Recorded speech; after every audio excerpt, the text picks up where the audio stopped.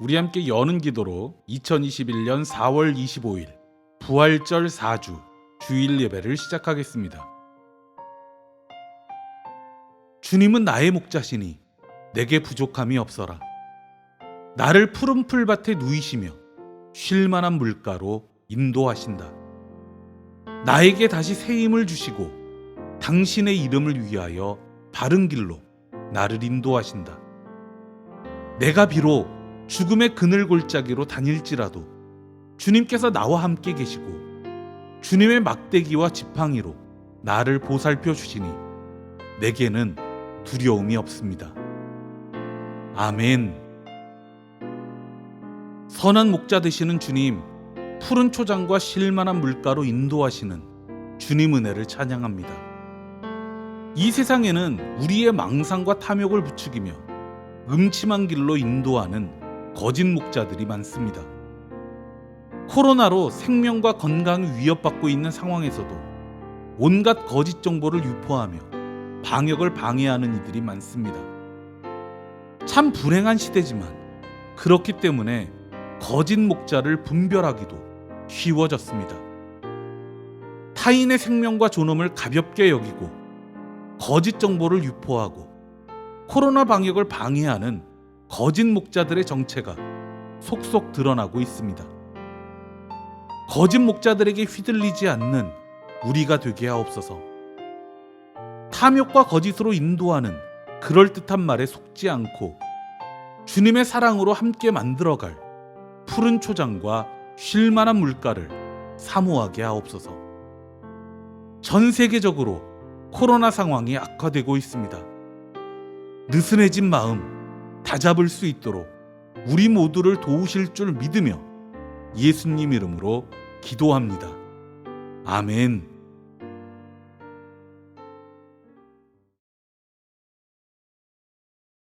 우리 함께 찬송가 460장 찬양하겠습니다.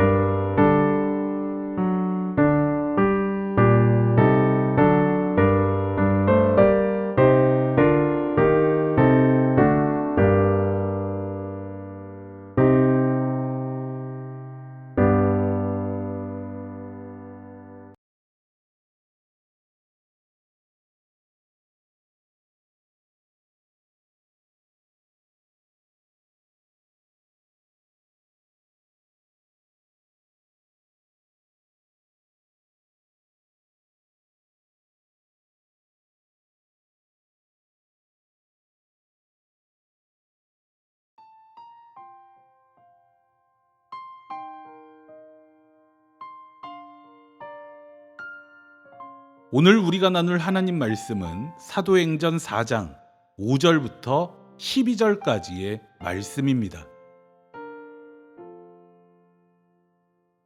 이튿날 유대의 지도자들과 장로들과 율법학자들이 예루살렘에 모였는데 대제사장 안나스를 비롯해서 가야바와 요한과 알렉산더와 그 밖에 대제사장의 가문에 속한 사람들이 모두 참석하였다. 그들은 사도들을 가운데에 세워놓고서 물었다. 그대들은 대체 무슨 권세와 누구의 이름으로 이런 일을 하였소? 그때의 베드로가 성령이 충만하여 그들에게 말하였다. 백성의 지도자들과 장로 여러분, 우리가 오늘 신문을 받는 것이 병자에게 행한 착한 일과 또 그가 누구의 힘으로 낫게 되었느냐 하는 문제 때문이라면 여러분 모두와 모든 이스라엘 백성은 이것을 알아야 합니다. 이 사람이 성한 몸으로 여러분 앞에 서게 된 것은 여러분이 십자가에 못 박아 죽였으나 하나님이 죽은 사람들 가운데서 살리신 나사렛 예수 그리스도의 이름을 힘입어서 된 것입니다. 이 예수는 너희들 집 짓는 사람들에게는 버림받은 돌이지만 집 모퉁이의 머릿돌이 되신 분입니다. 이 예수밖에는 다른 아무에게도 구원은 없습니다. 사람들에게 주신 이름 가운데 우리가 의지하여 구원을 얻어야 할 이름은 하늘 아래에 이 이름밖에 다른 이름이 없습니다. 아멘.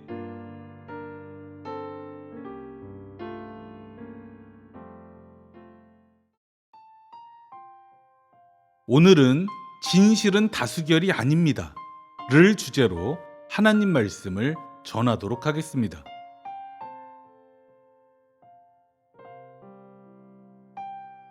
(1998년 1월 13일) 프랑스 라로르지 일면에는 나는 고발한다는 제목의 투고문이 실렸습니다. 이 글은 이렇게 시작합니다. 대통령 각하, 오늘 저는 진실을 말하겠습니다. 만일 정식으로 재판을 담당한 사법부가 만천하에 진실을 밝히지 않는다면 제가 진실을 밝히겠다고 약속했기 때문입니다. 제 의무는 말을 하는 겁니다. 저는 역사의 공범자가 되고 싶지 않습니다. 만일 제가 공범자가 된다면 앞으로 제가 보낼 밤들은 유령이 가득한 밤이 될 것입니다. 가장 잔혹한 고문으로 저지르지도 않은 죄를 속죄하고 있는 저 무고한 사람의 유령이 가득한 밤 말이지요. 대통령 각하, 정직하게 살아온 시민으로서 솟구치는 분노와 더불어 온몸으로 제가 이 진실을 외치는 것은 바로 당신을 향해서입니다. 이 글은 드레피스 사건의 진실을 고발하는 작가 에밀 졸라의 글이었습니다. 드레피스 사건은 프랑스 포병대의 드레피스가 간첩 혐의로 고발되면서 시작됩니다. 프랑스 정보요원이 독일 대사관에서 빼돌린 문서와 필체가 비슷하다는 이유로 드레피스는 간첩 혐의를 받게 됩니다. 사건이 터지자 군부, 가톨릭 교회, 보수 언론은 총력을 다해 드레피스를 간첩으로 몰아갔습니다. 재판이 시작되기도 전에 드레피스는 유죄라는 여론 재판이 벌어졌습니다. 여론이 일방적으로 드레피스에게 불리했던 이유는 그가 유대인이라는 점을 보수 언론이 부각시켰기 때문입니다. 유럽에서는 20세기 초까지도 유대인 혐오가 만연했습니다.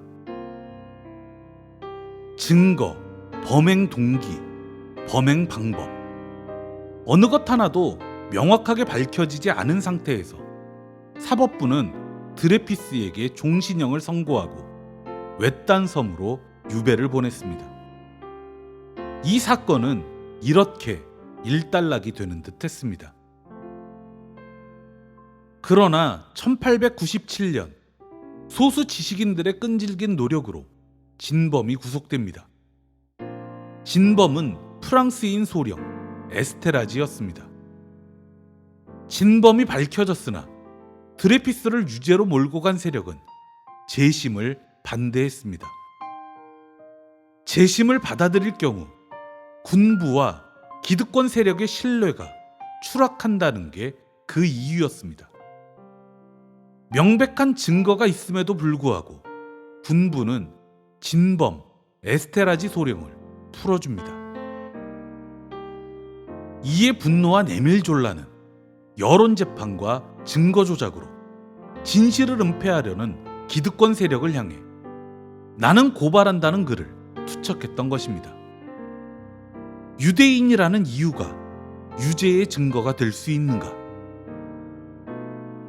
그 후로 이 사건은 수사 권력이 여론재판을 등에 업고 인권을 유린했던 대표적인 사건이 되었습니다. 다수의 거짓말이 진실을 압도하는 역사는 여전히 계속되고 있습니다. 이를 잘하는 세력은 언론을 등에 업고 교묘한 방법으로 여론재판을 이용합니다. 진실이 마치 다수결인 것처럼 말입니다. 오늘은 부활신앙에 대해 묵상하는 4번째 시간입니다. 오늘 말씀은 베드로가 유대교 지도자들 앞에서 예수 이름에 담긴 구원을 증거하는 장면입니다. 이 장면에서 우리가 관심을 가져야 할 것은 베드로가 서 있는 자리입니다. 오늘 말씀은 베드로가 서 있는 자리를 묘사하는데 적잖은 공을 들입니다. 오늘 말씀은 이렇게 시작합니다. 이튿날 유대의 지도자들과 장로들과 율법학자들이 예루살렘에 모였는데 대제사장 안나스를 비롯해서 가야바와 요한과 알렉산더와 그 밖에 대제사장의 가문에 속한 사람들이 모두 참석하였다. 그들은 사도들을 가운데에 세워놓고서 물었다. 대제사장과 제사장들, 율법학자들이 높은 자리에 둘러앉아 사도들을 가운데 세워놓고 신문하는 장면. 이 장면은 자연스럽게 예수께서 심판받으시던 장면을 떠올리게 합니다. 가룟 유다의 배신으로 사내들인 공회에 잡혀가신 예수님은 유대교 지도자들에게 둘러싸여 심판을 받으셨습니다. 그 자리에서 진실은 중요하지 않았습니다. 거짓 증인들을 앞세운 유대교 지도자들의 거짓말은 진실을 압도했습니다. 그들은 만장일치로 거짓의 손을 들었고 신성 모독죄를 씌워 예수님을 빌라도에게 넘겼습니다. 빌라도에게 끌려간 예수님은 예수를 못 박으라는 여론재판에 밀려 십자가형을 받았습니다. 오늘 말씀은 베드로와 사도들이 예수께서 심판받으셨던 자리에 서 있음을 보여주고 있습니다. 이 자리의 성격을 이해해야 오늘 말씀을 충분히 이해할 수 있습니다. 이 자리에서 우리가 주목할 것은 베드로의 변화입니다. 사실 베드로는 전에도 이 자리에 섰던 적이 있습니다. 엄밀히 말하면 이 비슷한 자리에 있었던 적이 있습니다. 예수께서 대제사장 가야바의 집에서 심판을 받으실 때 베드로는 가야바의 뜰에서 재판 상황을 지켜보고 있었습니다. 그때 한 여종이 당신도 예수와 한패가 아니냐며 다그칩니다. 우리는 그 자리에서 베드로가 어떻게 행동했는지 잘 알고 있습니다. 베드로는 예수님을 부인했습니다. 부인하는 것으로 모자라 예수님을 저주하고 도망쳤습니다. 베드로가 마지막으로 목격한 것은 거짓의 승리였습니다. 오늘 베드로는 거짓의 승리를 목격했던 그 자리에 다시 섰습니다. 그것도 예수님의 심판을 지켜보던 방청객의 자리가 아니라 심판을 당하는 피고인의 자리, 예수께서 사형 선고를 받으셨던 그 자리에 섰습니다. 우리라면 그와 같은 공포와 치욕을 감당할 수 있을까요? 그러나 베드로는 떨지 않았습니다. 성령 충만에 힘입어 병든 이를 고치시는 예수님의 능력을 증거했습니다. 그들이 십자가에 못 박았던 예수 그리스도의 부활을 선포했습니다. 예수 그리스도 외에 우리를 구원할 다른 이름이 없음을 당당히 선포했습니다. 겁쟁이 베드로가 담대히 부활의 증인이 될 수 있었던 이유는 사내들인의 거짓이 그리스도의 진실로 격파되는 것을 보았기 때문입니다. 사내들인은 다수결로 예수를 죽였지만 하나님의 진리는 예수를 사망 가운데서 살리셨습니다. 베드로에게 부어진 성령 충만은 진실의 힘이었습니다. 대제사장과 그의 패거리가 아무리 많고 강고할지라도 그들은 진실을 이길 수 없습니다. 아무리 큰 거짓말도 진실을 이기지는 못합니다.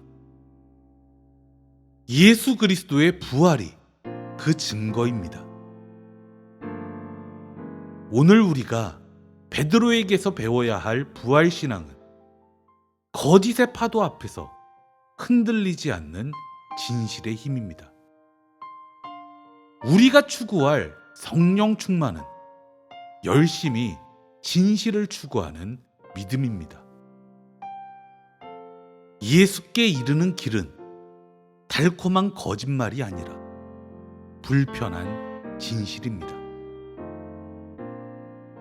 진실은 다수결이 아닙니다.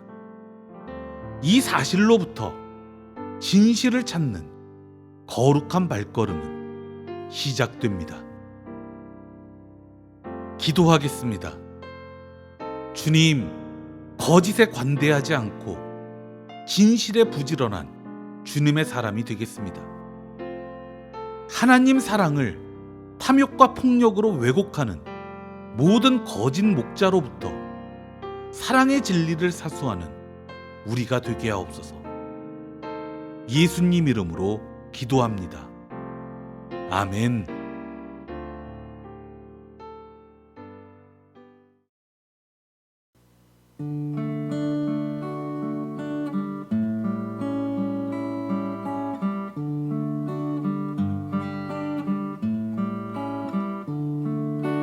내게 있는 모든 것을 아낌없이 드리네. 사랑하고 의지하며 주만 따라 살리라. 주께 드리네. 주께 드리네. 사랑하는 구주 앞에 모두 드리네. 아멘.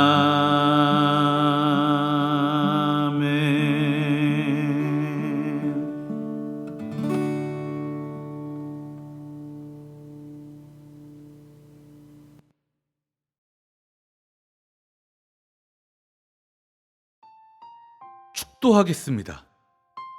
지금은 우리 주 예수 그리스도의 은혜와 주 하나님의 지극하신 사랑하심과 우리 안에서 소통하시는 성령님의 그 크신 은총이 거짓으로는 주님께 이를 수 없음을 알고 부활신앙 아래서 진실의 힘을 추구하기로 결단하는 주님의 성도들 머리머리 위에 이제로부터 영원토록 함께 하시기를 축원합니다. 아멘.